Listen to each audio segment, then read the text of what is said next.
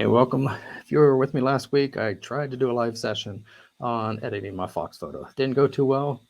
Ended up deleting the broadcast. LinkedIn, I couldn't delete it, so I dropped it down to 1 second. So if you've seen that, I'm sorry. So we're going to do this again, but I'm going to record it and then post it, and then we'll go from there. Maybe we'll do more live sessions. So for now, let me jump to my favorite editing software that I use for my photos. And here's the photo that I want to edit. The one on the right is what we're going to work with. The one on the left is where I want to get, something like that. So let's just jump right in. So I am in Adobe Lightroom, and this is the classic edition. I have the photos down here. There's a menu over here, a section where my library is. But we need to click on Develop. Develop is where you edit. And we'll pick the photo that we want to edit. And we're going to make it look like that other one, and I've already edited it, so this is just a rehash of what I did previously. So the first thing I want to do is to crop this photo. So I'll click on the cropping tool.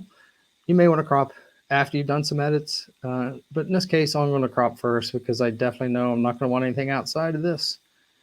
And I'm going to want her on that right grid line. This is a rule of third grid that is in Lightroom.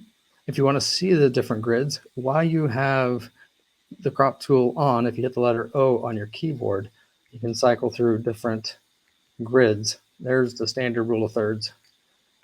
And when I get back to the rule of thirds that I like, it's a little bit different. The bars are closer together, the lines are closer together towards the center.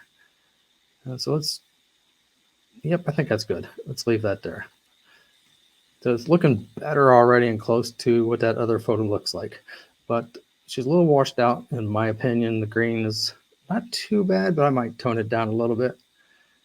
So the first thing I'm going to do, let's play with the, yep, let's not do the curves. We'll do the curves in a minute. Let's stay up here in exposure. Let's move it more than we want in both directions just to see what it looks like.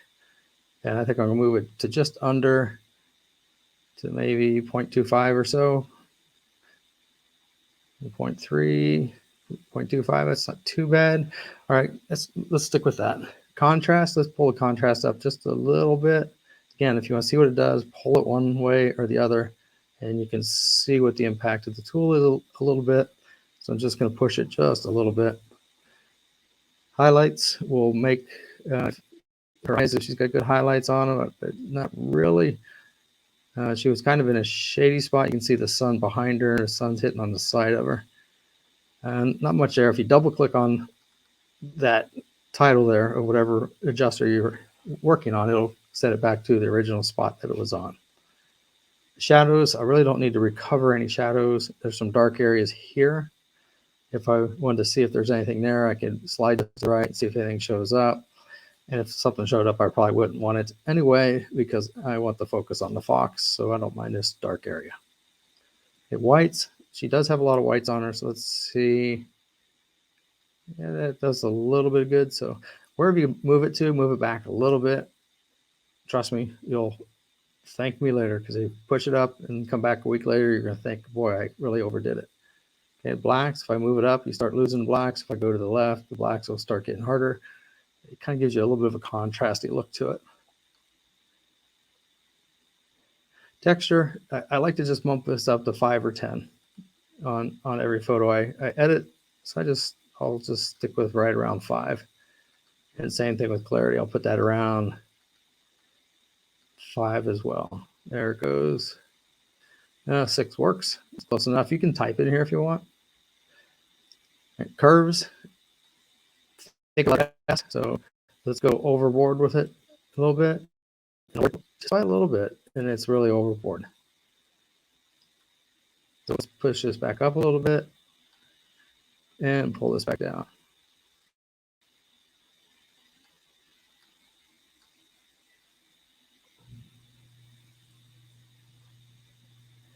Yeah, I think it's a little bit too much. Let's get that back to where it was.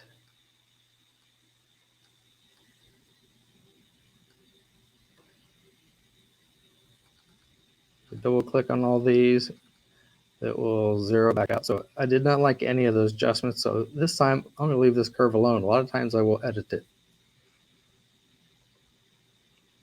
Now the fox, let's work on the colors on the fox. fox is beautiful, but she's a red fox. But there's not a lot of red in her. So to find the red, let's go to saturation, push red all the way up. And it's hard to see the change. The sideway photos of her, I can see some red showing up in here, and I'm not seeing a whole lot here. So again, double click on it, we'll reset it. Not a lot of change, but she does have a lot of orange. If I move this up, you can really make her pop. Move it back, then she loses that pop. So this one, like I said, push it to where you really think it's popping a lot. So that's moving it quite a bit at 35, 37, and then let's just back off a little bit. Okay, the greens, I want to tone the greens down a little bit so it makes the orange show better. So again, if you go all the way to the left, it loses all the color. We don't want that. We want some of the green in there. So let's pull that up to right about there. That's a pretty good takeaway from that color. Let's see what we can do. Let's try to play with the white balance right now. So right now we're at 4650 for white balance. I like using the eyedropper and find something that's pretty white. Click on that, and it brightened her up a little bit. And let's scroll down here to, I like to sharpen. Now, one thing I do, it does it for me automatically. It removes some aberration and does profile correction based on the lens that I'm using. Right now, it doesn't have a lens on there, but this one was my Sigma lens. Let's see if I got a Sigma on here. Yep, Sigma. And it may or may not. Yep, did pick up my lens, my 150 to 600. And you can see, nope, if I hit the letter I can cycle through these different. I was at 600 millimeters. I shot it at 1/200th of a second. She was not moving, so I got a fairly sharp picture of her. Anyway, I was headed down in this direction to find sharpening, and it's right here. It's on 40 right now, so let's just do a little bit, and you can see in this photo right here what it's doing. If I move it all the way up, it sharpens it, but boy, it makes it really grainy. You can start seeing pixels in that. So let's back this off quite a bit. It was at 40, so we moved it up. Again, move one of these sliders all the way to the right, see what you get from it. Really not a big jump. I can see it getting a little bit sharper as I move it to the right. And then let's take the detail.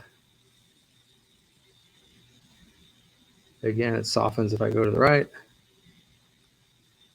Masking. And we're not going to change there, so let's leave that where it's at. A little bit of noise reduction in the color. And these are very subtle changes I'm making.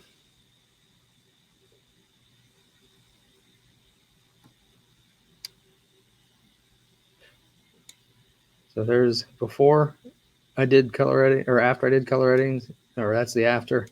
This is before, after, before, and after. So I think I did a little bit too much orange. I kind of like the orange on the first picture, just a smidge better. So I went plus 22. Let's cut that in orange in half. Let's go down to 11. 7 is fine. Before, after. And it looks like the picture is moving, but it's really just changing the perspective a little bit with the color.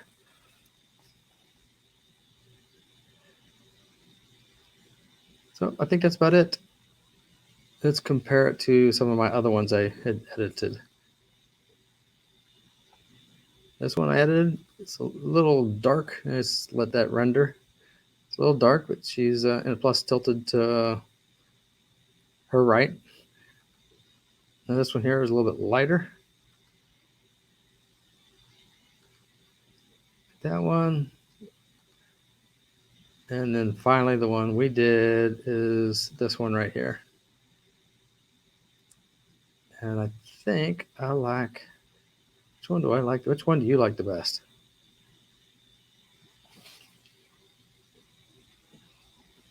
Tell you what, let's do some playing with which ones we like the best out of these. So let's from here to here. This is kind of how I cull some photos too. So this one here, it's a little too dark, so I'm not going to pick it. This one still too dark. I don't like that one. This one's lighting up a lot. So I'm gonna hit the letter 8. I think that'll give me gives me a green box around it. So it's picked by the color green. I'll pick that one as a green. And green just means I like the photo. I'm just filtering through. Let's pick that one. And then that one. I think that was one we edited today. I wanted to make it brighter, but now if we just filter on the green ones, which is this color right here, we'll just see the green ones. So let's pick which ones we like the best out of here. So give me a comment down below. This will be number 1. This will be number 2. If you like number 2 better, tell me you like number 2. Tell me why you like it better. This one will be number 3. I think number 2 and number 3 are the same. So I am going to remove your choices and give you 3 choices. So this one will be number 3. So again, which one do you like better? Number 1, number 2, or number 3? Give me a comment down below. Hit the subscribe, hit the like button for me. It helps out. I will give you a link to some videos at the end. Make sure you check them out. And I'll see you next time. This is Doug Everett, practicing photography, getting better one photo at a time.